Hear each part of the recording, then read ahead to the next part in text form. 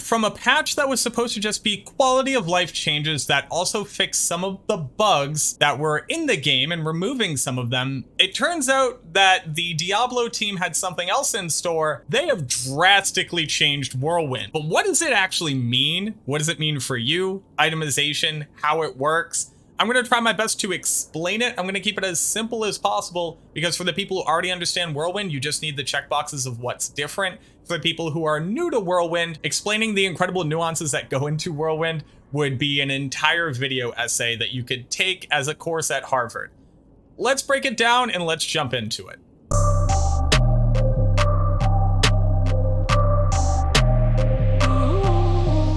So the first biggest change is that there was actually a secret additional reworking of how damage and attack rating works on Whirlwind that wasn't included in the initial patch notes. Hez Radar in a blue post and then later on Twitter pointed out the fact that they had actually included this change to Whirlwind. The base skill was now going to start at plus 30 enhanced damage as opposed to the minus 50 enhanced damage. So 1 point Whirlwind would actually gain you damage, whereas before it lost you damage. On top of that, they changed how the scaling works. So whereas previously it was plus 8 enhanced damage per level, now it's only going to be plus 5. Then lastly, they added a starting attack rating bonus. Now, all those numbers are well and good, but what does it really mean for the end game and the early game of Whirlwind?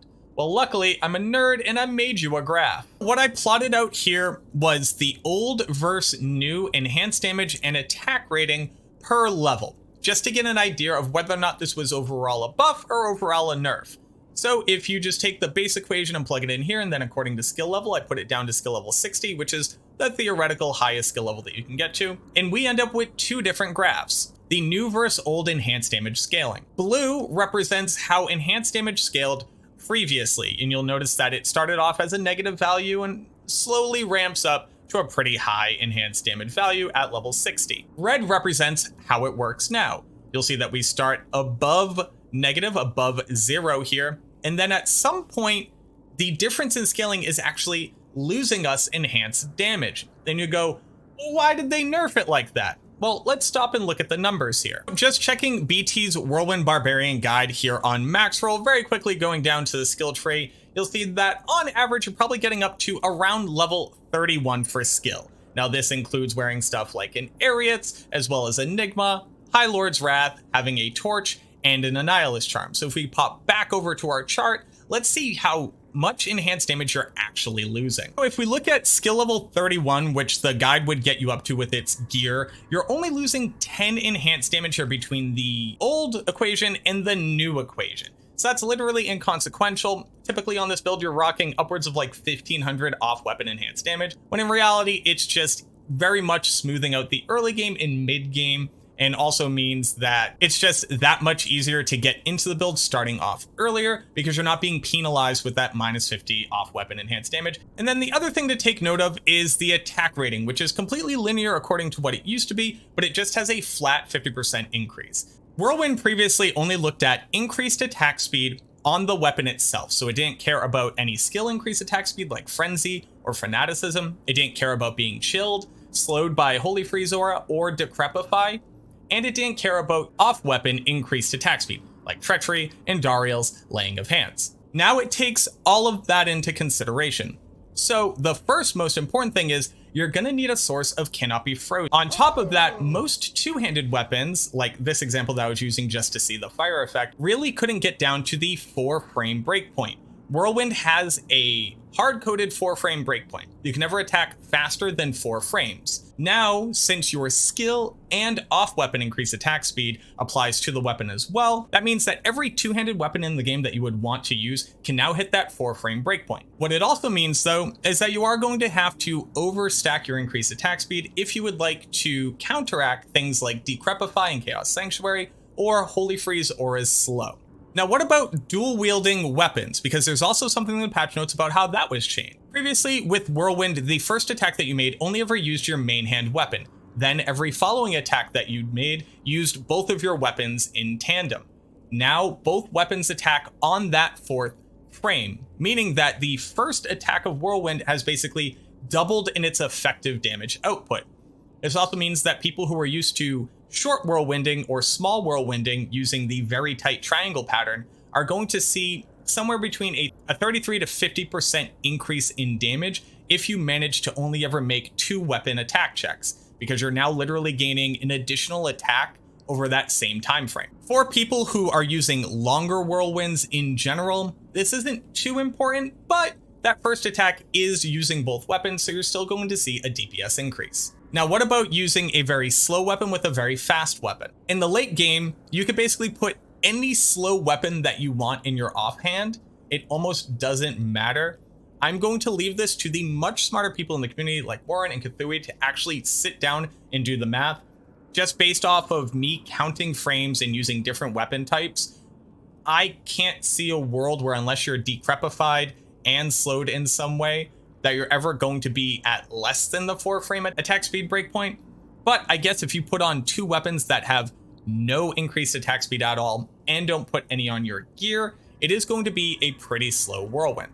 To bundle all of that up, it basically means you can put whatever heavy weapon you want in your offhand and a fast weapon in your main hand. And as long as you're typically using stuff like High Lords and Laying of Hands, as long as you're not decrepified, you're going to be at the 4 frame breakpoint for both weapons. Now let's talk about theoretical attack speeds that you could reach. Because Whirlwind literally has different breakpoints for it, and theoretically only the first 2 hits were like completely hard-coded, I did sit down, I put on as much attack speed as I could onto a one-handed weapon. So I used a 6 shield here, I got frenzy bonus attack speed up, I put attack speed on my gloves, my armor, my helmet, my amulet, and my belt, and you can't break the 4 frame breakpoint even with the fastest possible weapon in the game with the most buffs to your attack speed possible. The fastest you're going to get to is 4 frames per attack. There's no way to get around that. They haven't secretly broken this like they did on the werewolf when they first changed how that worked. So I don't think anybody else needs to spend the time to test it. Feel free to do so. I don't think you're going to come to a different conclusion. Now, what I think might be the ultimate question: what does this mean about my weapon options on this build? First, what it means is that more weapons are just now more viable.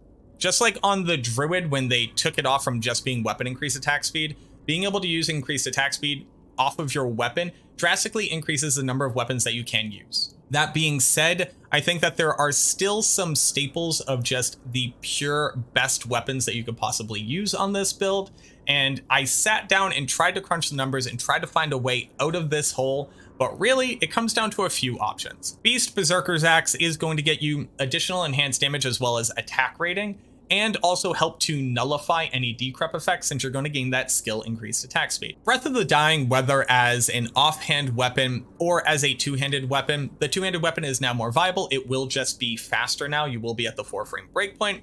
This does mean that if you're somebody who likes to rely on the massive damage of it, as well as the mana leech and the lifesteal that it has, it's still a good option. I don't think that it is going to be better than 2 one-handers, because specifically we've gained the fact that on the first attack, you make an attack with both of your weapons. So I think that's going to strictly out damage in most scenarios against most monsters. Death Berserker's Axe is one of the points of argument against Grief.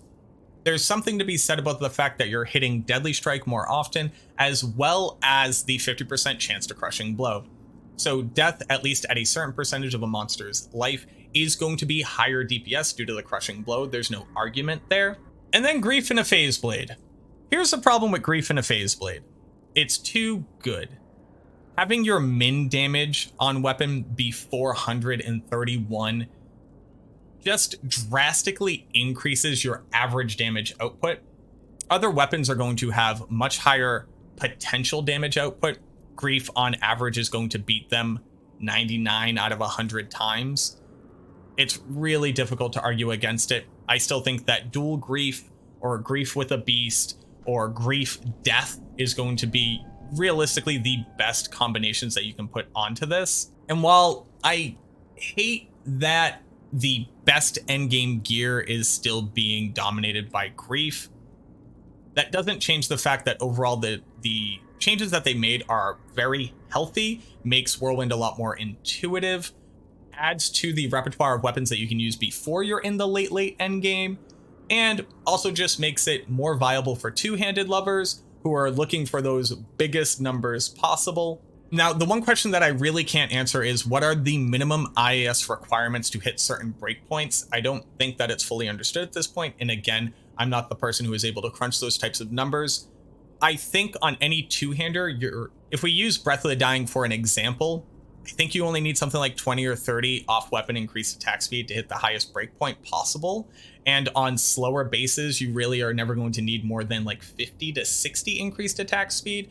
But I'm kind of just spitballing and taking some cursory information that I was able to gain from people like Warren, where they were throwing out numbers as well, but I know that they're still crunching it. So I'm not going to try to put words into their mouth, and I'm not going to try to give you the exact numbers, but the answer is not that much. And even on the most typical builds where High Lords and Laying of Hands are best in slot, you're probably never going to need to add anything more than like 10 to potentially 25 increased attack speed on the rest of your gear. So I hope that this helps better explain how Whirlwind is currently working, what the changes mean, how the numbers add up, and what the potential for different weapons is. If I missed anything or you think that there's more information that we could give out to the community, please let me know down in the comments. I'll make sure to pin your information as long as we can test it and prove it.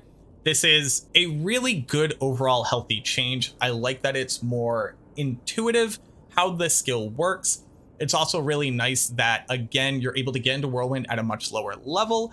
You know, there are places where you could probably just throw on a Treachery and an Obedience and a really nice two-handed weapon and start Whirlwinding before previously where you kind of like needed full IK set at a bare minimum to start to feel okay Whirlwinding.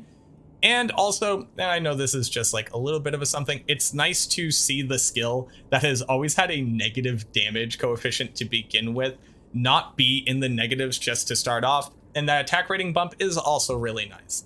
But again, thank you so much for watching this video. I hope that it helps, and I look forward to seeing you in the next one.